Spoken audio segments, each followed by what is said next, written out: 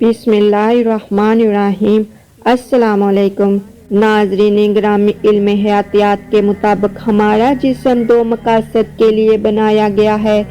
ایک ہے بقا یعنی اپنے آپ کو زندہ رکھنا، اور دوسرا ہے افزائش نسل یعنی جنسی عمل سے ایک نئے انسان کو جنم دینا۔ اس لیے یہ دونوں مقاصد ہماری زندگی کے ساتھ ساتھ چلتے ہی رہتے ہیں، لیکن ان دو مقاصد میں فرق واضح ہے، کیونکہ بقا ہماری مجبوری ہے اور جنسی عمل ہماری اپنی خواہش پر منحصر ہے، یعنی زندہ رہنے کے لیے جو کرنا پڑتا ہے وہ تو نہیں روکا جا سکتا، لیکن جنسی عمل کو روکنا اور اپنے نفسانی خواہشات پر قابو پانے کا اختیار اللہ پاک نے ہمیں دے رکھا ہے۔ لیکن جو لوگ اپنی نفسانی خواہشات پر قابو نہیں پاتے تو پھر انہیں ہر وقت گندے خیالات اور وسوسے آتے رہتے ہیں۔ لیکن اکثر لوگوں کے ساتھ یہ ہوتا ہے کہ وہ اس بات کو سوچنے پر مجبور ہو جاتے ہیں کہ ایسا بس ہمارے ساتھ ہی ہوتا ہے۔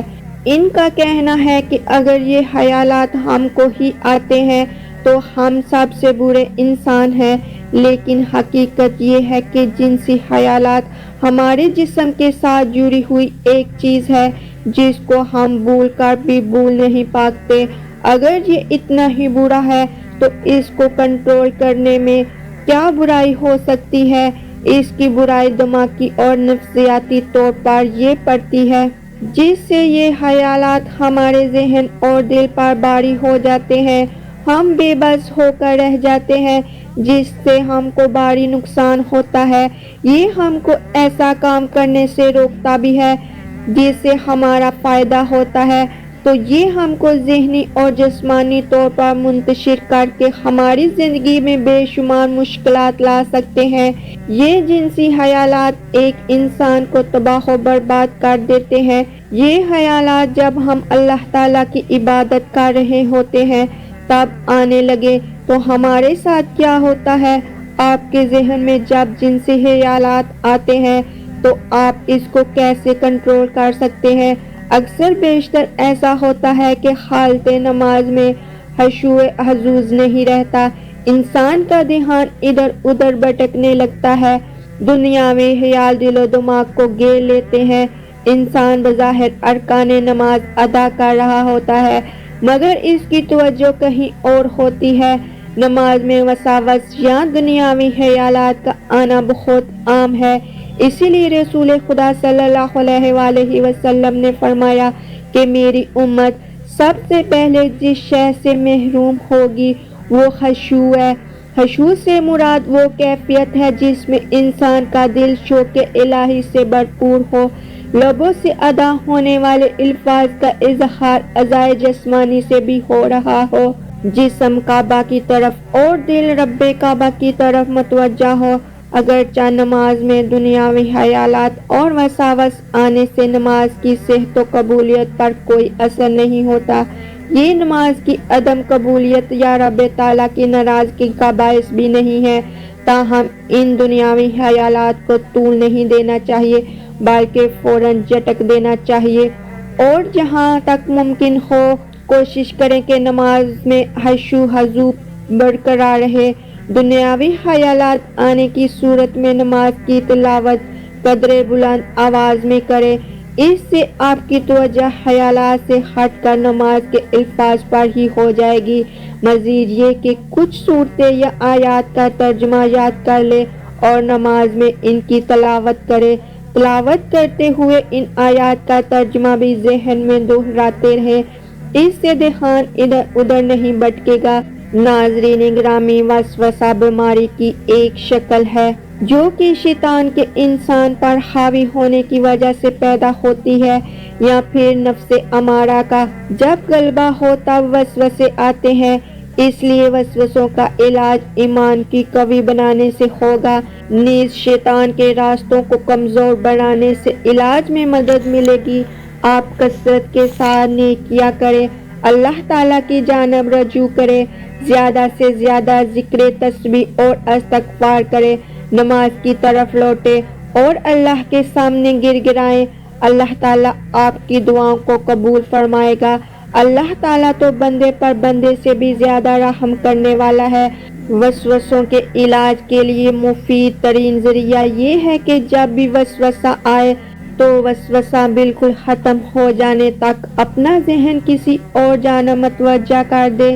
ابن حجر مکی رحمۃ اللہ علیہ سے پوچھا گیا کہ کیا وسوسوں کے علاج کے لیے کوئی دعا ہے، تو انہوں نے جواب دیا، اس کی ایک بہترین دعا ہے، وہ یہ ہے کہ آپ وسوسے سے ذہن کو مکمل طور پر کسی اور جانب مصروف کر دیں۔ چنانچہ دل میں کچھ بھی خیالات آئیں، کیونکہ جب انسان وسوسوں کی جانب توجہ نہیں کرتا تو وسوسے کو ذہن میں قدم جمانے کا موقع نہیں ملتا، بلکہ کچھ ہی دیر میں وسوسہ ہوا ہو جاتا ہے۔ یہ بہت مجرب نسخہ ہے، بہت سے لوگ اس کو اپنا کر کامیاب ہوئے ہیں، لیکن اگر کوئی شخص وسوسوں کے پیچھے لگ جائے اور وسوسوں کے مطابق عمل کرنے لگے تو پھر وسوسے تسلسل کے ساتھ آنا شروع ہو جاتے ہیں اور انسان کو پاگل بنا دیتے ہیں، بلکہ پاگلوں سے برا حشر کر دیتے ہیں۔ ہم نے وسوسوں میں ملوث بہت سے لوگوں کو دیکھا ہے کہ جب وہ وسوسوں کے پیچھے لگے اور ان وسوسوں پر کان دھرے تو وسوسوں نے انہیں شیطان تک پہنچا دیا۔ اگر کوئی وسوسوں کی بیماری میں مبتلا ہے تو اسے یہ بات ذہن نشین کر لینی چاہیے کہ اسے ذہن میں آنے والے خیالات کی وجہ سے بعض پرس کا سامنا نہیں کرنا پڑے گا، چاہے خیالات کتنے ہی گندے کیوں نہ ہو، چاہے یہ خیالات نماز میں آئے یا عام حالت میں، بشرطیکہ کہ انسان ایسے خیالات سے نفرت کرے، ان کو ختم کرنا چاہتا ہو اور ان سے اپنا پیچھا چھڑانا چاہتا ہو۔ اس کی دلیل صحیح مسلم میں ہے کہ ابو ہریرہ رضی اللہ تعالی عنہ کہتے ہیں کہ نبی کریم صلی اللہ علیہ وآلہ وسلم نے کچھ صحابہ کرام آئے اور آپ سے پوچھا کہ ہمیں ہمارے دلوں میں ایسے تصورات اور خیالات آتے ہیں جو ہم میں سے کوئی بھی اپنی زبان پر نہیں لا سکتا، تو آپ صلی اللہ علیہ وآلہ وسلم نے پوچھا، کیا اسے بیان کرنے سے ناگواری تم نے اپنے دل میں پا لی ہے؟ انہوں نے کہا، جی ہاں، تو آپ صلی اللہ علیہ وآلہ وسلم نے فرمایا، یہی صریح ایمان ہے، یعنی یہی سچا ایمان ہے۔ رسول خدا صلی اللہ علیہ وآلہ وسلم سے صحیح بخاری اور مسلم وغیرہ میں ثابت ہے کہ آپ صلی اللہ علیہ وآلہ وسلم نے فرمایا، بے شک اللہ تعالیٰ نے میری امت کے لیے دل میں آنے والے خیالات کو معاف کر دیا ہے، جب تک کہ وہ ان پر عمل نہ کیا جائے یا انہیں زبان پر نہ لایا جائے۔ آپ صلی اللہ علیہ وآلہ وسلم کا یہ بھی فرمان ہے کہ لوگ سوالات کرتے ہوئے بڑھتے چلے جائیں گے، یہاں تک کہ کہا جائے گا، یہ تو اللہ کی پیدا کردہ مخلوق ہے، تو اللہ کو کس نے پیدا کیا؟ چنانچہ اگر کسی کے دل میں یہ بات آئے تو کہہ دو، میں اللہ اور اس کے رسولوں پر ایمان لایا ہوں۔ ناظرین گرامی، جب ہم اللہ تعالیٰ کی عبادت پوری دل جوئی سے کریں گے تو وسوسے ہمارے دلوں میں نہیں پیدا ہوں گے۔